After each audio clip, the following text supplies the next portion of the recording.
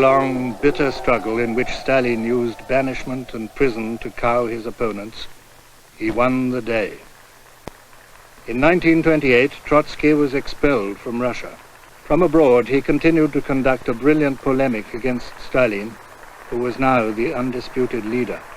These trials developed not from communism, not from socialism, but from Stalinism.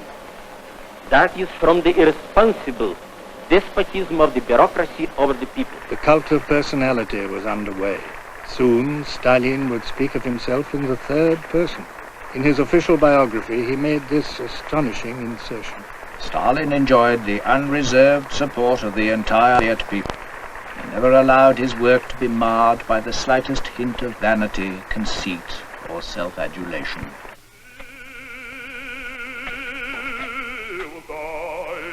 Now that Stalin has complete power, his first task is to unite the many different republics and peoples into one great Soviet Union.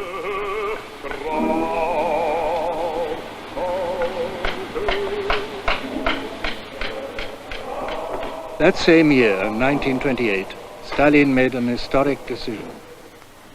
It was to launch the first 5-year plan for the industrialization of the country. The targets were almost certainly unattainable, but the enthusiasm that went into the attempt to fulfill them was enormous. This was the time for the construction of great dams like the Dnipro, for erecting new steel plants and building new cities. It was the time, too, for the cutting of the White Sea Canal. It was the time when convict and slave labor began to be used extensively. It also saw the introduction of wage differentials, which meant the abandonment of a socialist equality. In the name of Mother Russia, not of international socialism, Stalin called on the Russian workers to catch up with the advanced countries. They must do it in 10 years, he said, or else they would be crushed. We don't want to be beaten. Old Russia was ceaselessly beaten for her backwardness.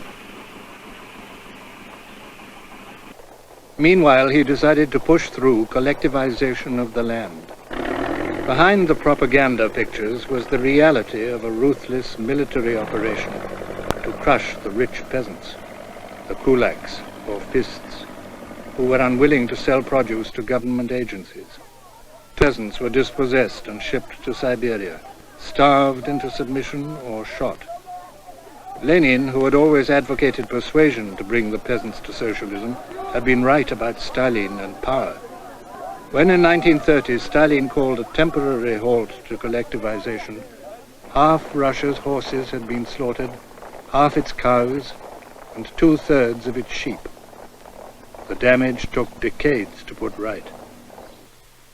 Stalin's wife, Nadia Alliluyeva, was moved to protest publicly at her husband's methods and the increasing use of terror within the party. Publicly, Stalin abused her. She went home and committed suicide. But it was the murder of Kirov, the political boss of Leningrad, in December 1934, that touched off the great terror by which Stalin established his personal dictatorship. The circumstances of Kirov's death are obscure and suspicious. Whoever prompted it, Stalin was quick to act. In the spring of 1935, thousands of party members and their families were deported to Siberia. All over Russia, the prisons and camps were packed. The Great Purge lasted 4 years. Trotsky said of Stalin, he seems to strike not at the ideas of his opponent, but at his skull. In a series of show trials in which the defendants had been tortured and brainwashed to confess to improbable and often ludicrous crimes, Stalin rid himself of all rivals. Demonstrations were organized asking for the death penalty for enemies of the people. The old Bolsheviks, the men who had been with Lenin in the West, the intellectuals of the party, trade union leaders, foreign communists, writers, artists, scientists, and almost the entire staff of the Red Army and Navy. They, together with men, women, and children from all over the Soviet Union, were shot, died in forced labor camps, disappeared.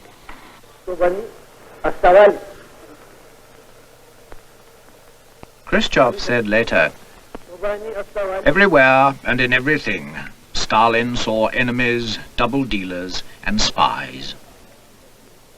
But Trotsky, the great enemy, the defendant who could not be put in the dock, was at liberty and free to assert that if the Soviet Union, that degenerated workers' state, was to progress, it must restore Soviet democracy and shake off Stalin's tyranny.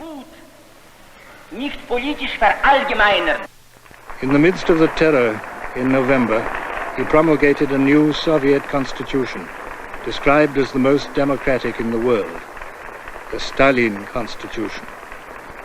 Its rights and freedoms remained on paper. It was an extraordinary piece of political cynicism. Yet economic advances of a substantial kind had been made, largely due to the completion of the big plants begun in the first 5-year plan. Rationing was abolished. There was more in the shops. Production of clothing improved. There was an increased supply of consumer goods. Labor was becoming more skilled. The Moscow Underground was built, and there was technical progress in many areas. But in 1937 came a slowdown in production, and output fell. The reason? The effects of the purge, which in one way or another touched nearly every family in the country. Fear paralyzed effort as people disappeared daily, and the population of the camps and prisons rose in 1938 to a conservative 12 million. Of these, 3 million died or were executed.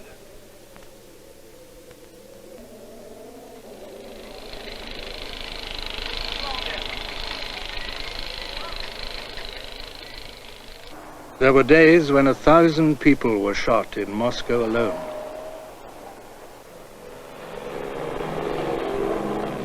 These were facts of life that visiting foreign celebrities either knew nothing of or chose to ignore, whether it was Charles Lindbergh and his wife, or Anthony Eden, or a British trade union delegation, or H.G. Wells.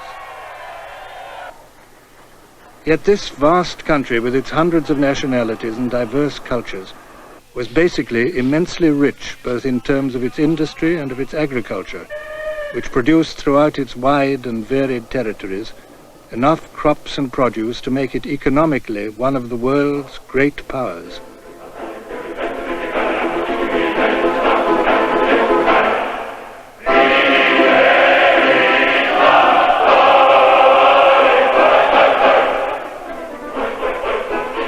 These riches, real or potential, exposed the Soviet Union to a threat from the West.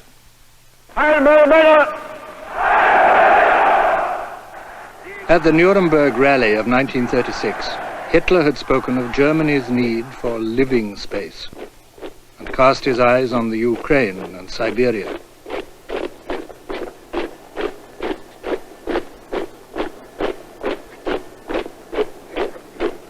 Stalin had been slow to grasp the dangers of Nazism, but Russia was by now a member of the League of Nations, and the foreign minister, Litvinov, was a strong advocate of collective security.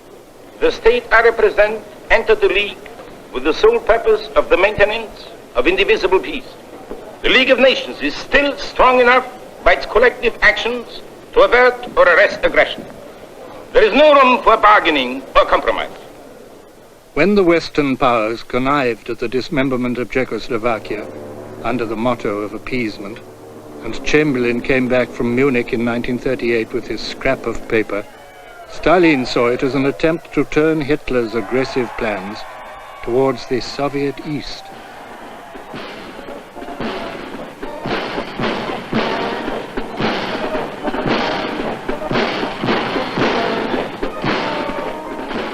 German troops entered Czechoslovakia. Prague was occupied. A month later, Stalin put out feelers to Hitler. By August, they had reached agreement.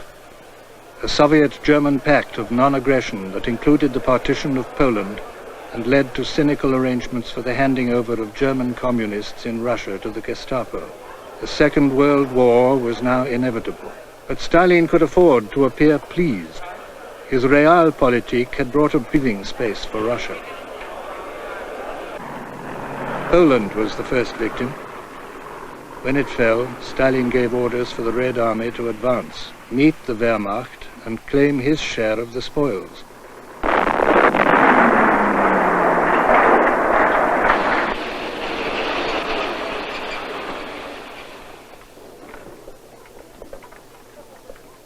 What now concerned him was to establish a buffer zone west of the old Russian borders. So he occupied the Baltic states and in a bungled war pushed the Finnish frontier back from the doors of Leningrad. The shattered columns of the first disastrous battles were evidence of how grievously the terror had weakened the Red Army. The frozen Russian dead encouraged Hitler and his generals to believe that Germany might easily win a campaign in the East. But Stalin still publicly denied that there was any danger from Germany. Although with the fall of France and Hitler's decision not to invade England, the risks increased. Meanwhile, Stalin had achieved one outstanding ambition: to eliminate Trotsky. A Russian secret policeman wormed his way into the exile's household in Mexico, and in August 1940, killed him at his desk. He left an unfinished book, A Life of Stalin.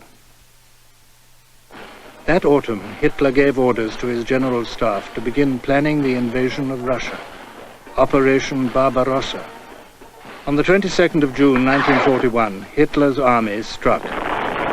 For 2 weeks, as the German forces plunged into Russia, engulfing whole armies, bursting through on all fronts, Stalin said nothing.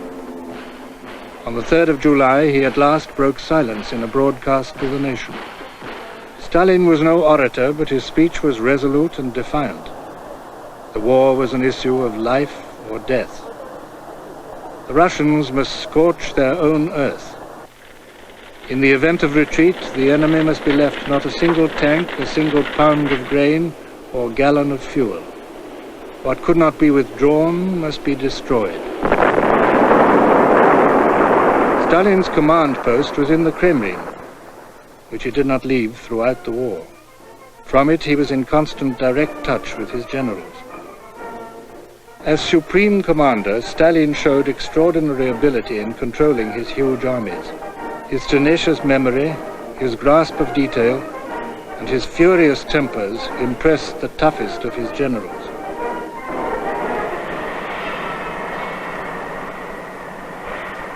He bought time with space.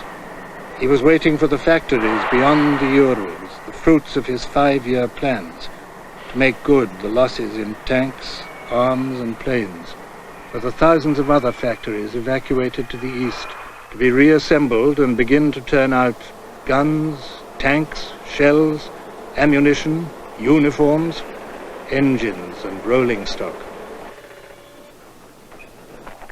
Meanwhile, disaster followed disaster. On the Dnieper, Marshal Budyeni, who had fought with Stalin at Tsaritsyn, was defeated with the loss of 500,000 men. To the north, where Voroshilov, another veteran of Tsaritsyn, was in command, Leningrad was cut off. This war has been inflicted on us. Our country has entered into a life and death struggle against its most wicked and perfidious enemy, German fascism. In November, in an all-out attempt to reach Moscow, the Germans pushed into the outer suburbs. There was a moment of panic in the city, and the government was evacuated to the east. But on November the 7th, the anniversary of the 1917 revolution, Stalin stood on Lenin's tomb beneath the Kremlin walls to review his troops. From Red Square, they marched straight to the battle raging outside the city.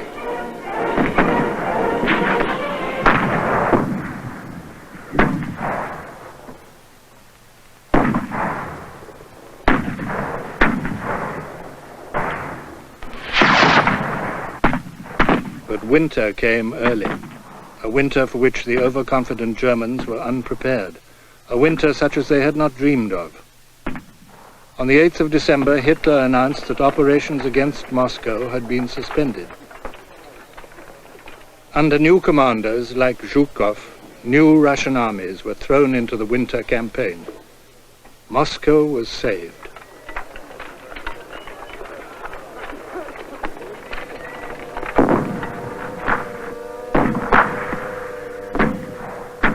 The situation was still desperate. Almost half the population was in German-occupied territory.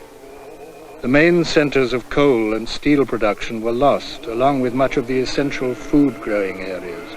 But even in the occupied territory, the Russians were striking back at the invader, harassing his lines of supply and communications, tying up troops in partisan warfare.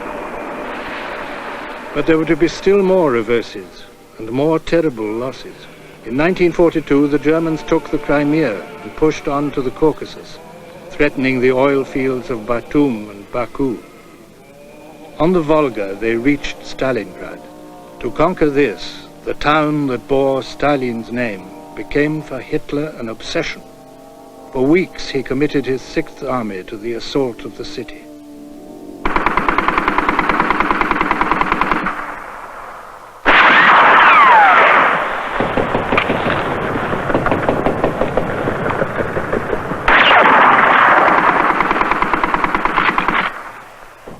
In October, the Russians were clinging to a tiny foothold on the west bank of the Volga, fighting for individual houses, individual ruins. At last, in mid-November, Stalin ordered the counter-offensive, a great encircling pincer movement, the arms of which met far in the rear of the doomed Sixth Army. The news was heard all over free and occupied Europe with excitement and hope. The tide of war had turned at last. In the ruins of Stalingrad on the 2nd of February 1943, the German commander, von Paulus, surrendered. The importance of Stalingrad is much more than statistical. The surrender of the Sixth Army is a tremendous psychological as well as a military blow to the Germans, and an equally powerful boost to Russian morale and to Stalin's campaign to show that Russia's great patriotic war can be won.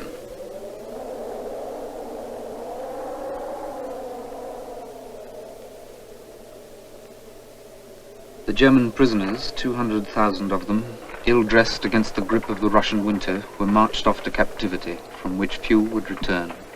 Most were to die of starvation. The Russians could not feed them.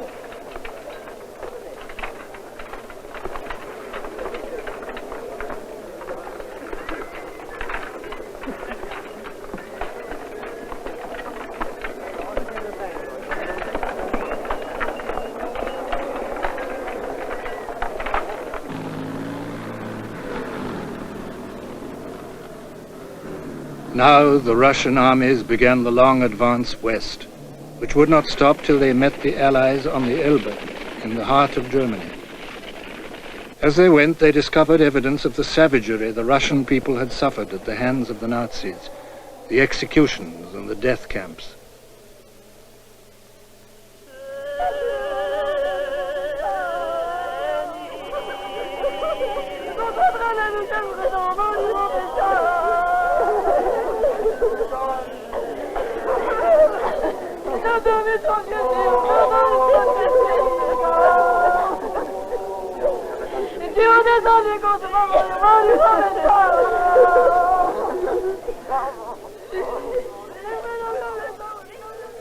Well led and well equipped, this was a new Red Army in which, as in Tsarist days, there were guards divisions, and a soldier, in Pravda's words, had no socialist obligations. The great generals of Tsarist Russia, the men who beat Napoleon, gave their names to the medals they bore.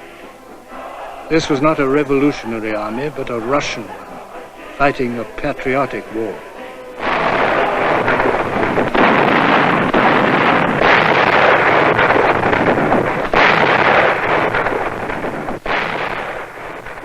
Now the guns and the rockets in Moscow celebrated a great series of Russian victories. In July 1943 came the Battle of Kursk, one of the greatest battles of the Second World War, with nearly 4,000 tanks engaged on the Soviet side alone.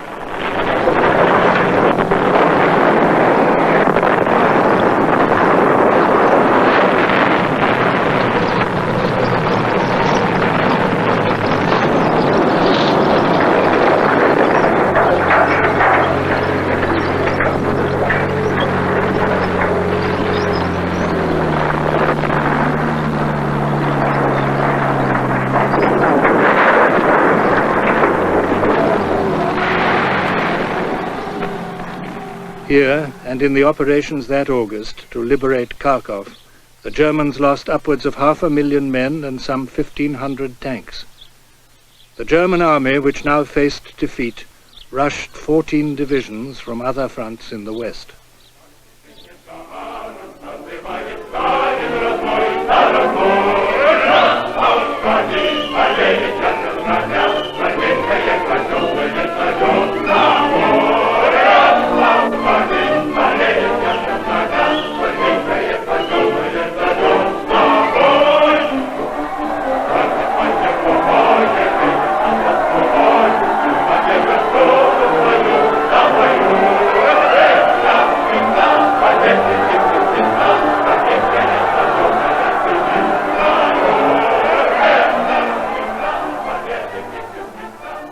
Fresh from such victories, noticeably older, pink with what his associates called the Kremlin complexion, Stalin, at the Tehran conference in November 1943, demanded a second front in the West. Churchill was reluctant, but Roosevelt agreed. The date was fixed, May 1944. Meantime, the Big Three had begun to plan the post-war world and divide it into spheres of influence. Now in the north, Leningrad, where more than 1 million people had died of starvation alone, was relieved. Kiev and the Ukraine were set free.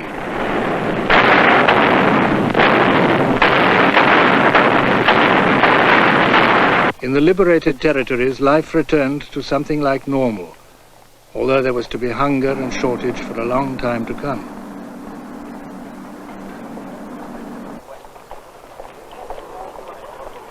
In devastated cities like Stalingrad, the children began to go back to school. Transport began to function again among the ruins. And in Leningrad, even the theaters came to life.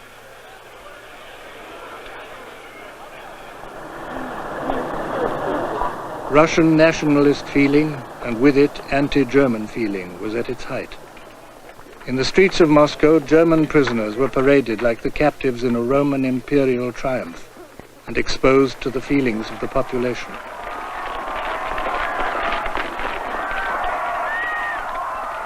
This was a country which had lost millions of dead, 20 millions by the end of the war. Afterwards, the streets were symbolically cleansed. Soon the Russian armies had crossed the old borders, pressing on to Budapest in the south and in the north into Poland, where the citizens of Warsaw rose and were bloodily put down by the Germans, while the Red Army could not or would not move to help them.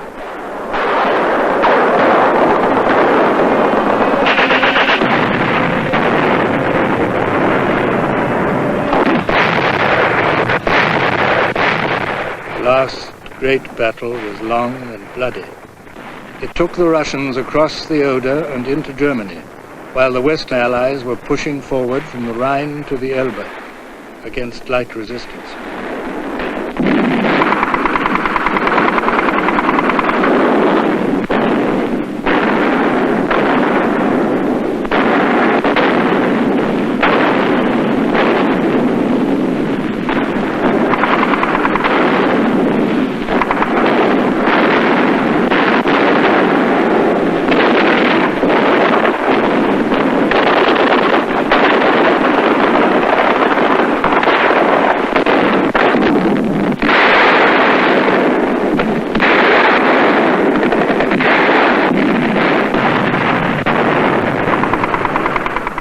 After bitter street fighting and the loss of 100,000 lives, the red flag flew at last over the ruins of Hitler's capital, where he lay dead by his own hand among the ruins of the Reich Chancellery. Although his power was now immense, Stalin still respected the rules of the Great Power Club. So when, in Greece, the British army put down the Greek communists who had been the backbone of the Greek resistance, Stalin did not stir. The Russian press and radio were also silent. In the great carve-up, Stalin had been given Eastern Europe, not the Balkans. Russian officers were in Athens when Churchill arrived to negotiate during the fighting.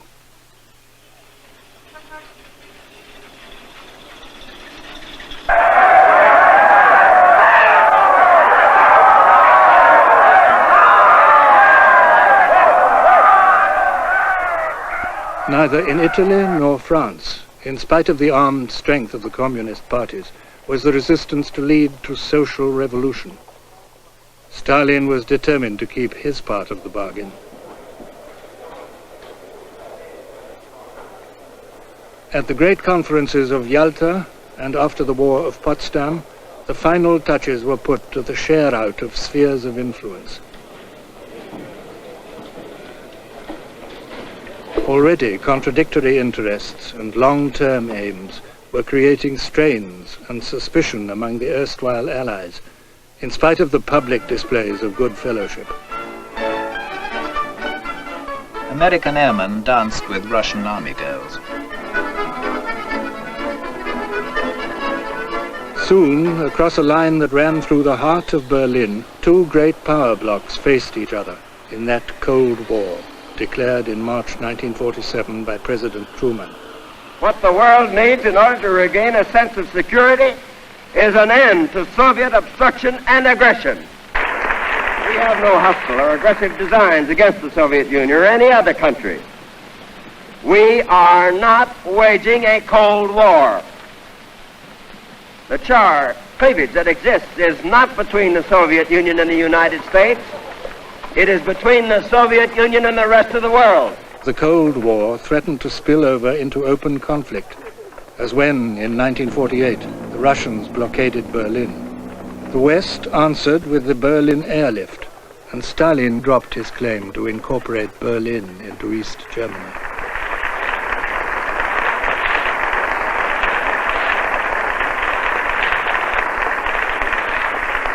Stalin was now ruler of a vast empire which included the client states of Eastern Europe, where he had installed his own men to rule his satellites. Only Tito, the legendary partisan ruler of Yugoslavia, dared to assert his independence, although Stalin had said, "I will shake my little finger and there will be no more Tito." Others were forced to make confessions at show trials before going to the gallows. At home, Stalin became increasingly withdrawn and autocratic. The purges and arrests began again. Khrushchev later said, "Stalin thought he could decide everything and treated everyone in such a way that they could only listen and praise him." For 5 years he made no public statement. His entourage went in constant fear. In November 1952, the Party Congress met in an atmosphere of suspicion. For the first time, Stalin did not make the keynote speech. The question of the succession was raised for the first time. But still he kept power. Still he acted ruthlessly. The country hung on the edge of some terrible event, some new terror. Then suddenly, on the 6th of March 1953, came the announcement that Joseph Stalin had died of a brain hemorrhage at the age of 73. He was buried next to Lenin. There were extraordinary reactions in which relief, shock, and fear were mingled. It was not until 1956, at the 20th Party Congress, that Khrushchev felt able, in a famous secret speech, to tell some of the truth about Stalin, his regime, and his methods. And the Soviet people were allowed to learn a little of what the Stalin era had meant. An era which had made the Soviet Union into a great power. An era which had seen a Soviet satellite circle the Earth. an era which had transformed the social and economic fabric, but at an untold price in human lives and human suffering.